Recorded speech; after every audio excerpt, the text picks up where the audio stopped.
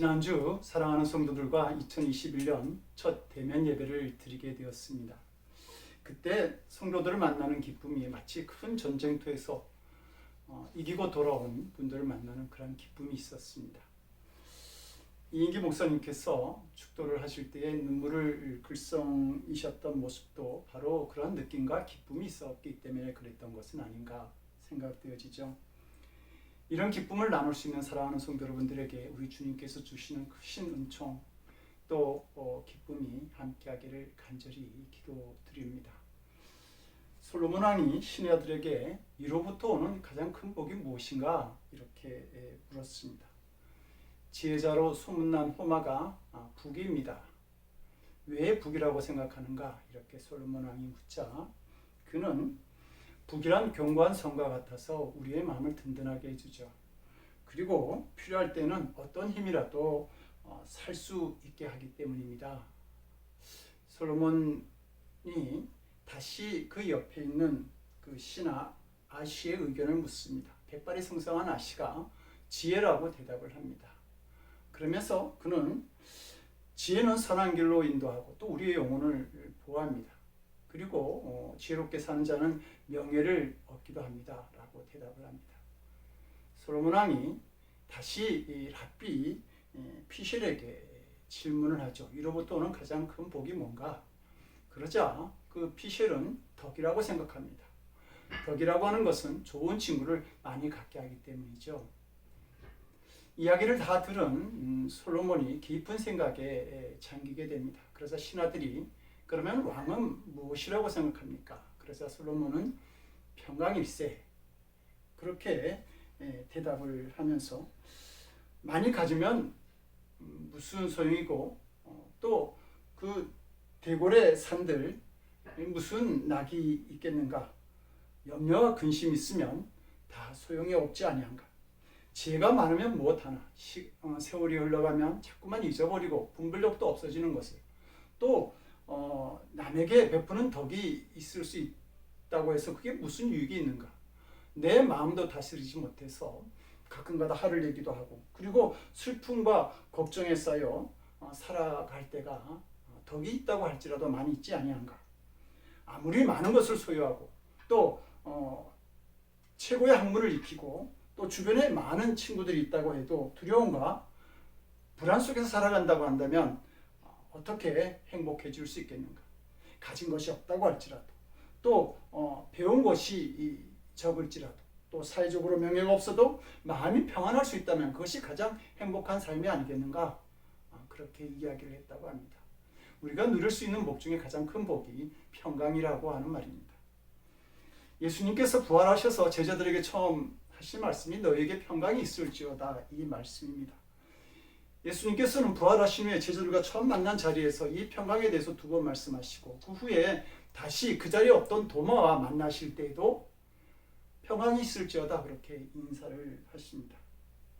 이렇게 부활하신 예수님께서 제자들에게 연속해서 세 번씩이나 평강에 대해서 말씀하신 것은 평강이 우리 인생에 가장 필요한 복이라고 하는 사실을 선언해 주신 것입니다. 예수님은 33년간 이 세상에서 사시면서 태어남과 죽음 그리고 그 사이에 있어지는 인생의 많은 경험들을 하신 분이죠. 그 삶을 살아가시면서 예수님은 우리 인생에 가장 필요한 것이 평강이라고 생각하셨던 것입니다. 그래서 공생의 기간 중에 8복에 대해서 말씀하실 때에도 제일 먼저 하신 복이 천국을 소유한 자의 복입니다. 그런데 이 천국에 대해서 로마서 14장 17절은 말하기를 하나님의 나라는 먹고 마시는 것이 아니고 하나님의 나라는 의와 희락과 평강이다 그렇게 말했습니다. 그러니까 하나님의 나라는 평강이고 그리고 이 평강이 바로 우리가 누려야 될 가장 큰 복이라고 그렇게 예수님은 말씀해 주신 것이죠. 사랑하는 성도 여러분, 우리가 부귀도 없고 지혜도 부족하고 덕도 모자랄지 모르지만 그러나 주님께서 주시는 평강만큼은 마음껏 누리고 살아가는 사랑하는 성도들이 되시기를 원합니다. 지금 예수님께서 제자들에게 주시기를 원했던 이 평강이라고 하는 말을 헬라어로 에이레라고 하는데 이것은 사람이 아니라 하나님께서 주시는 평안이라는 뜻을 가지고 있습니다. 히랍의 철학자 아리스토텔레스는 모든 인간의 가장 좋은 것, 가장 선한 것은 행복이다 이렇게 말하죠. 이 평안과 행복의 공통점인데 그것은 사람의 마음의 근거를 두고 있다고 하는 것입니다. 우리의 마음 속에서 행복도 평안도 오는 것이죠. 그런데 이 아리스토텔레스는 행복은 인간이 스스로 행복의 조건을 만들어 갈 때 그때 비로소 사람은 행복해질 수 있다 이렇게 말한다. 말하자면 권력과 재물, 건강과 명예 같은 것들이 갖추어져 있을 때 행복도 가능하다 이렇게 말하는 것이죠.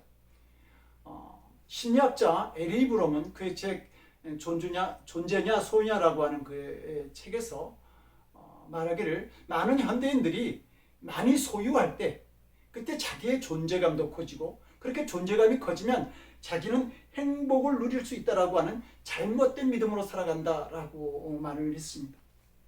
그에 비해서 예수님께서 주신 평안이라고 하는 것은 그 당시 이스라엘 백성들이 고백했던 샬롬, 즉 하나님께서 주시는 평안의 의미를 두고 하신 말씀입니다. 이 평강은 사람의 힘으로 만들어낼 수 있는 것이 아니라 오직 하나님께서만이 주실 수 있는 것이고 하나님과 함께 만들어가는 그러한 평안인 것이죠. 그리고 이 세상에 주는 행복이라고 하는 것은 언제 어느 때나 항상 누릴 수 있는 그런 기쁨이 되지는 못하지만 주님께서 주시는 평안이라고 하는 것은 어떤 환경과 상황에 상관없이 언제나 누릴 수 있는 기쁨, 평안, 바로 그런 것이라고 하는 것이죠. 그래서 다음날 죽음을 앞둔 베드로가 깊은 잠을 자고 사도 바울이 채찍을 맞고 감옥에 갇혀 있어도 찬송을 부를 수 있었던 것은 바로 그런 그 평안이 그들에게 있었기 때문입니다.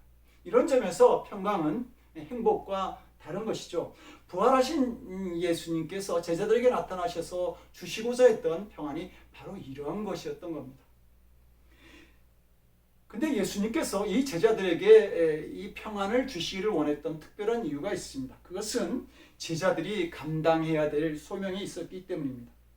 본문 21절에서 예수님은 너에게 평강이 있을지어다 아버지께서 나를 보내신 것 같이 나도 너희를 보내노라 이렇게 말씀하시죠.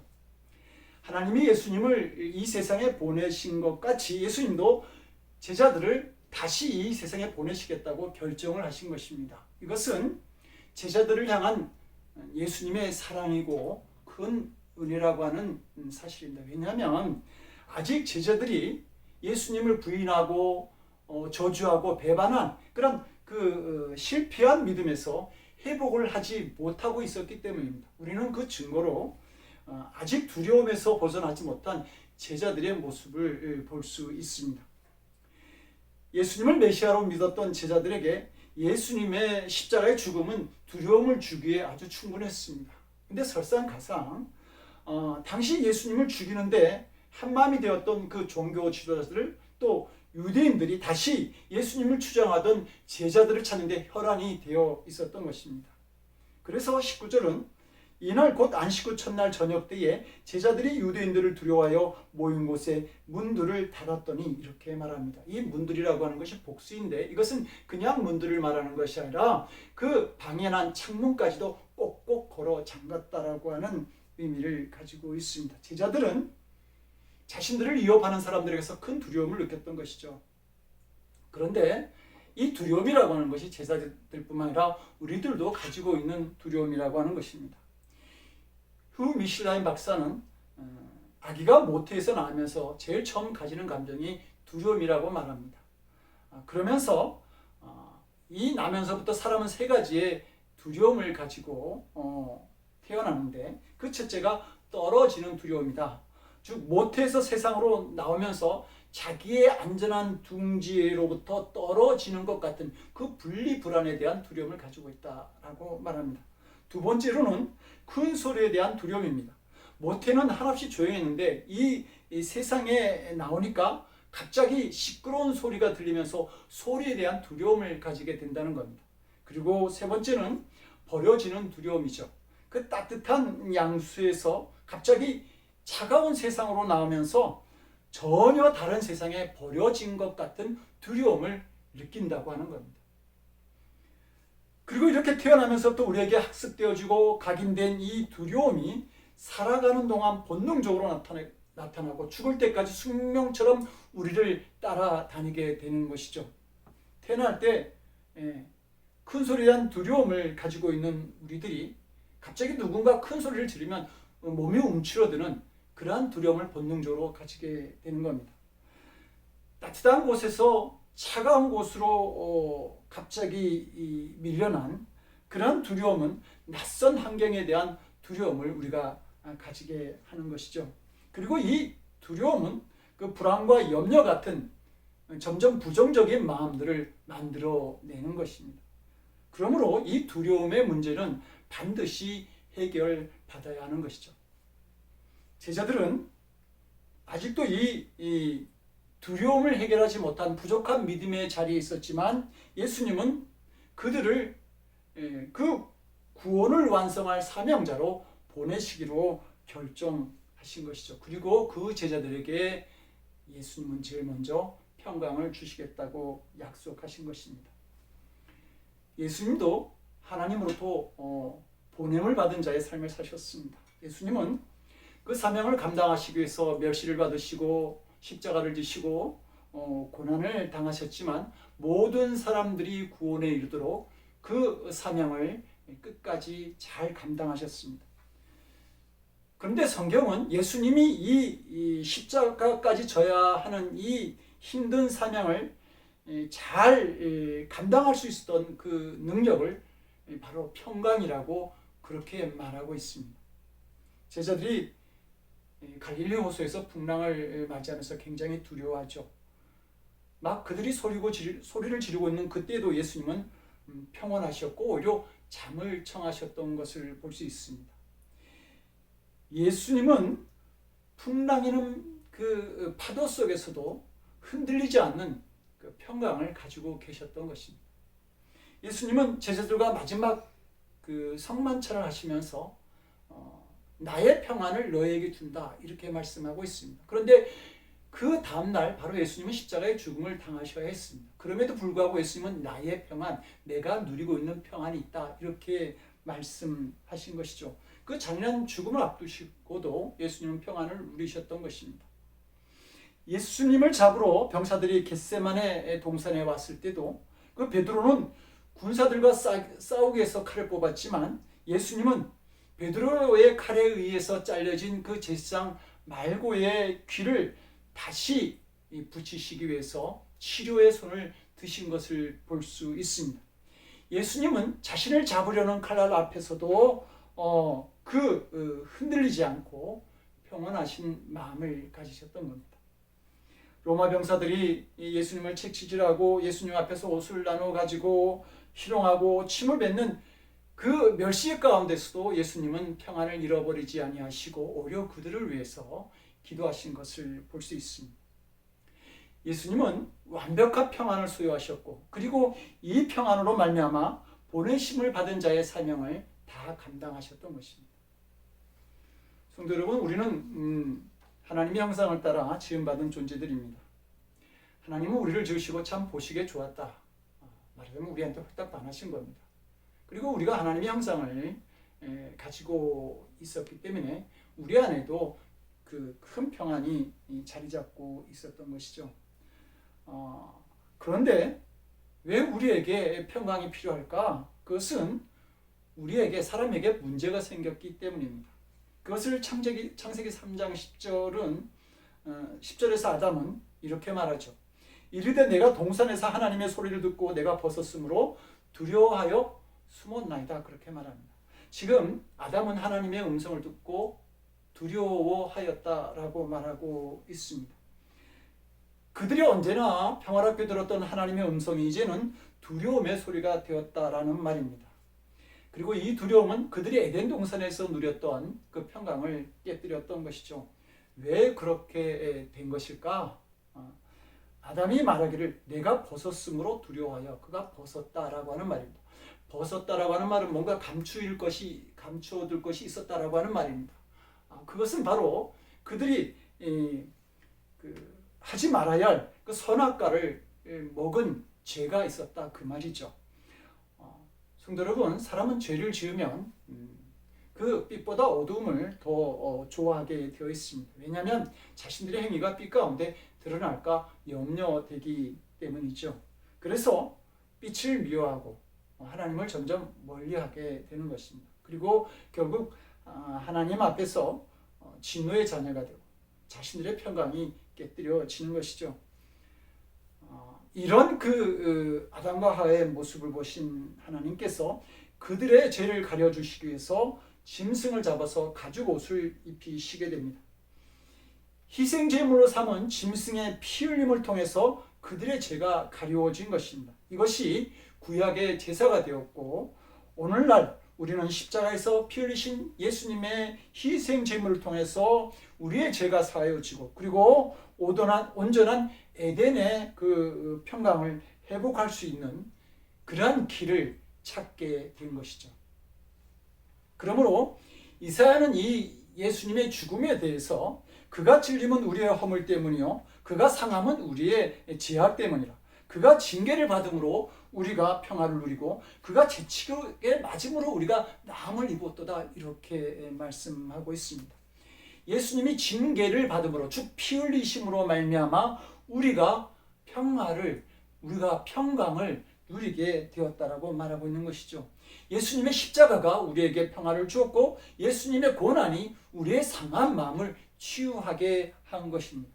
이것을 로마서 4장 1절은 말하기를 우리가 믿음으로 의롭다 하심을 얻었은즉 우리 주 예수 그리스도로 말미암아 하나님으로 더불어 화평을 누리자.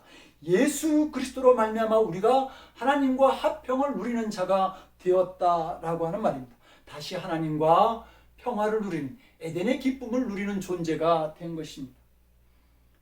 그래서 예수님은 요한복음 14장 27절에서 평안을 너희에게 끼치노니 곧 나의 평안을 너희에게 주노라. 내가 너희에게 주는 것은 세상이 주는 것과 같지 아니하니라. 너희는 마음에 근심하지도 말고 두려워하지도 말라, 이렇게 말씀하고 있습니다. 나의 평안을 준다. 예수님께서 이루어 놓으신 평안, 그것을 우리에게 주신다라고 하는 말입니다. 예수님이 우리의 평안이 되시는 것이죠. 인도 남부에 선교 활동을 하던 아일랜드 선교사 에미 카마이클은 선교 활동 중에 경험한 그 예수님의 평안에 대해서 이렇게 말하죠. 예수님의 평안은 모든 종류의 시험과 모든 시련을 견디게 했고 그 평안은 결코 무너진 적이 없습니다. 그리고 그 평안이 바로 우리에게 주노라고 하신 그분 자신, 바로 그것입니다. 이렇게 고백했습니다. 지금도 우리와 함께 하시는 그 예수님이 우리의 평안이 되시고 그 예수님 안에 평안이 깃들어 있는 것입니다. 마가의 다락방에서 자신들에게 평강을 주시겠다고 하신 주님의 약속을 들었던 제자들이 그 이후에 모두 예수님과 같은 그 순교자의 길을 가게 되죠. 그리고 제자들은 고난과 그 사명의 자리에서 흔들리지 않는 그 평안을 누리고 있었던 것을 보게 됩니다. 예수님의 수제자 베드로는 다음날 죽음을 선고받았음에도 불구하고 예루살렘 감옥에서 누가 깨워도 일어날 수 없는 깊은 잠을 잡니다. 주님의 평안이 그와 함께하고 있었던 것이죠. 예수님의 제자 안드레가 3일 동안 십자가에 못 박혀서 죽음을 맞이하게 되는데요.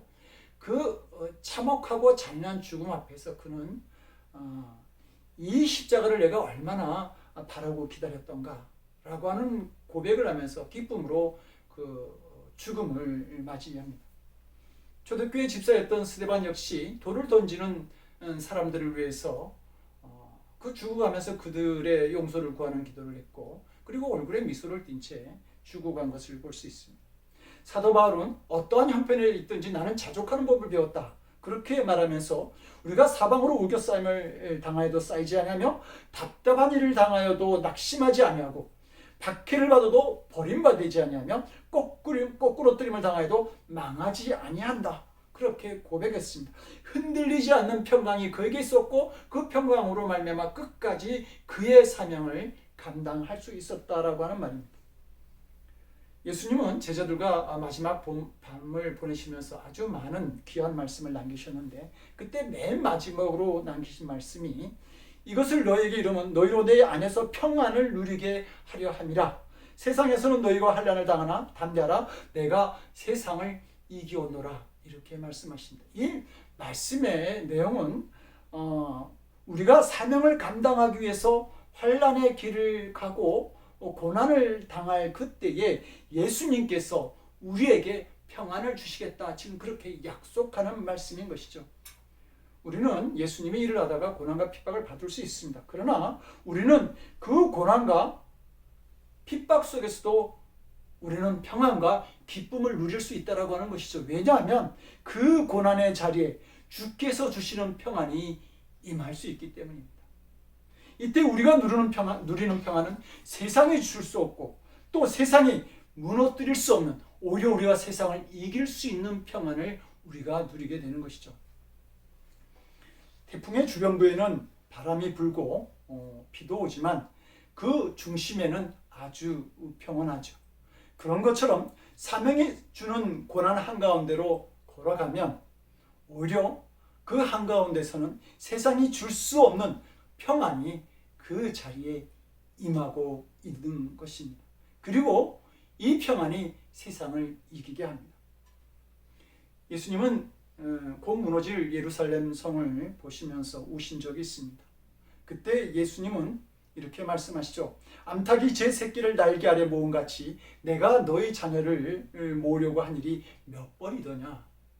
그 암탉이 제 새끼를 날개 아래 이렇게 모으려 한 것 같은 그 마음으로 예수님이 우리를 바라보고 계시다라고 하는 말입니다. 그렇다고 한다면 주님께서 주신 사명을 감당하려고 하는 사람들에게 우리 예수님은 더 간절한 마음으로 그들을 바라보시고 귀하게 여기시고 또 더 크신 평강의 은총을 주시라고 하는 것은 너무도 분명한 사실이 아니겠습니까? 동가 홍상이란 말이 있습니다. 이왕이면 당치마, 이왕이면 좋은 곳을 좀 선택해라, 그 말이죠. 성도 여러분, 우리 삶을 고해라고 합니다. 괴로운 바다와 같은 것이죠. 질병과 죽음, 잘못된 인간관계와 고독 속에서 우리는 많은 염려, 불안, 그 두려움 속에서 살아갑니다. 어차피 우리가 그런 삶을 살아간다고 한다면 차라리 우리가 고난을 받더라도 주의 사명을 감당하면서 우리 주께서 주시는 더욱 그 깊은 평안을 누리는 성도의 삶이 더 귀하지 않겠습니까? 다윗은 시편 4장 7절 8절에서 주께서 내 마음에 두신 기쁨은 그들의 곡식과 새 포도주가 풍성할 때보다 더하나이다. 내가 평안히 눕고 자기도 하리니 나를 안전히 살게 하시는 이는 오직 여호와이시니이다. 이렇게 고백합니다. 그런데 이때 다윗이 이 믿음의 고백을 할 때가 압살롬의 반역으로 해서 다윗이 도망할 때입니다. 어디 마땅에 머물 데가 없는 방황할 때인데 이런 상황으로 볼 때 다윗이 불안하고 초조하고 답답해서 잠을 자지 못하는 것이 마땅한 일이었을 것입니다. 그런데 그는 오히려 평안히 잠을 잔다라고 고백하고 있습니다. 하나님께서 자신과 함께하고 있음을 다윗은 알고 있었던 것입니다. 사랑하는 성도 여러분, 다윗이 누렸던 이 평안이 우리에게도 있습니다. 우리 주님께서 주시는 평안이 우리들에게 있다라고 하는 말입니다.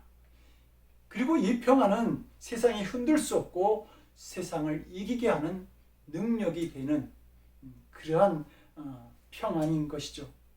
우리 모두 이 평안을 가지고 사명자의 길을 끝까지 기쁨으로 잘 감당하고 나아갈 수 있는 늘 푸른 교회 성도들이 될 수 있기를 주님의 이름으로 간절히 축원드립니다. 기도하시겠습니다. 세상이 줄 수 없는 평강, 세상을 이길 수 있는 평강을 우리에게 주시는 주님, 이 귀한 평강을 누리는 우리가 되게 하셔서 이 은혜로 말미암아 주께 영광 돌리는 사명자의 삶을 살아가는 저희들이 될 수 있도록 주여 우리를 도와주시옵소서. 이제는 성자, 성부, 성령 삼위일체 하나님의 거룩하신 은총과 역사하심이 우리 주님께서 나에게 주시는 그 귀한 평강을 부여잡고 그 평강을 누리며 그 평강을 가지고 사명자의 삶을 끝까지 감당하기를 원하는 거룩한 성도들 머리 위에 저들의 삶과 가정과 일터 위에 지금으로부터 영원토록 함께 하옵시기를 간절히 축원드리옵나이다. 아멘.